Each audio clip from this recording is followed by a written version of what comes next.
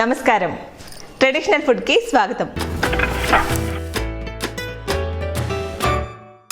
సాంప్రదాయమైన వంటకాల్లో ఇవాళ ముద్దపప్పు చేసి చూపించబోతున్నాను. వాటికి కావాల్సిన పదార్థాలు ఏంటో ఒకసారి చూద్దాం. ముద్దపప్పు చేసుకోవడానికి కావాల్సిన పదార్థాలు: కందిపప్పు, ఉల్లిపాయ, ఎండుమిర్చి, వెల్లుల్లిపాయ, కరివేపాకు, కొత్తిమీర, ఉప్పు, పసుపు, పోపు దినుసులు, నూనె. తయారు చేసుకునే విధానం: ముందుగా స్టవ్ వెలిగించుకుందాం. కందిపప్పుని ఉడికించుకుందాం. ఉడకడానికి సరిపడా నీళ్లు వేసుకుందాం. ముందుగా శుభ్రం చేసి పెట్టుకున్న కందిపప్పుని ఇందులో వేసుకుందాం.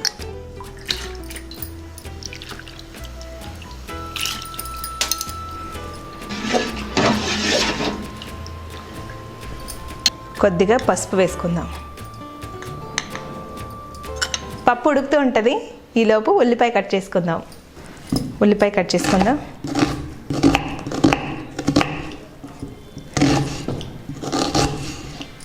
ఉల్లిపాయ కట్ చేసుకోవడం అయిపోయింది. దీన్ని ఒక బౌల్లోకి తీసేసుకుందాం. అలాగే కొత్తిమీర కట్ చేసుకుందాం.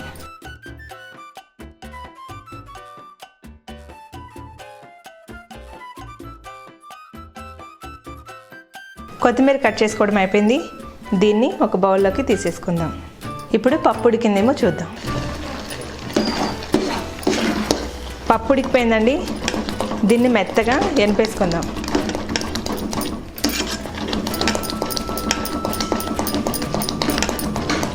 పప్పు ఎనుపుకున్నాం కదా, ఇప్పుడు స్టవ్ ఆఫ్ చేసేసుకుందాం. పోపు వేసేసుకుందాం. ముందుగా స్టవ్ వెలిగించుకుందాం. పోపుకి సరిపడా నూనె వేసుకుందాం.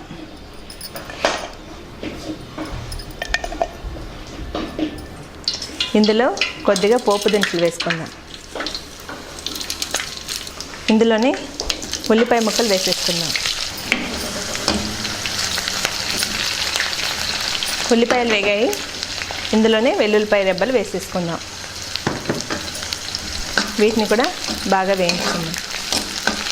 ఇందులోనే ఎండుమిర్చి వేసుకుందాం.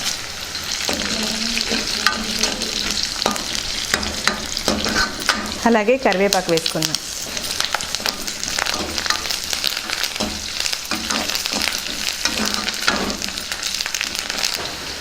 కొద్దిగా కారం వేసుకుందాం. అలాగే ఉప్పు.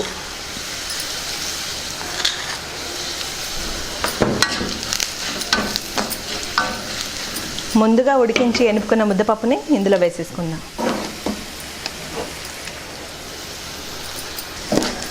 కొంతమంది ఇలాగే తినేస్తారండి.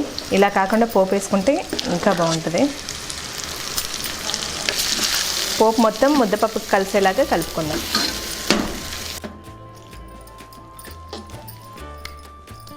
ముద్దపప్పు రెడీ అయిపోయింది.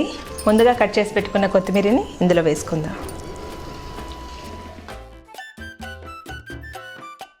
ఇప్పుడు ఒకసారి కలుపుకుందాం.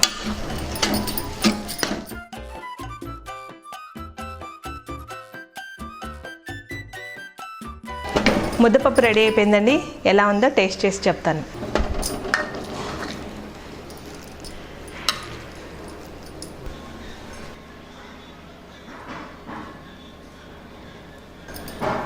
ముద్దపప్పులో కొద్దిగా నెయ్యి వేసుకొని,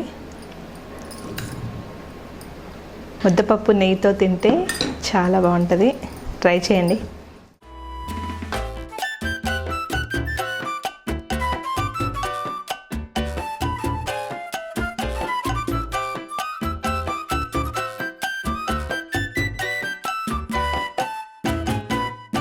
ముద్దపప్పు నెయ్యి వేడి అన్నంలో వేసుకుని తింటుంటే చాలా అంటే చాలా బాగుంది.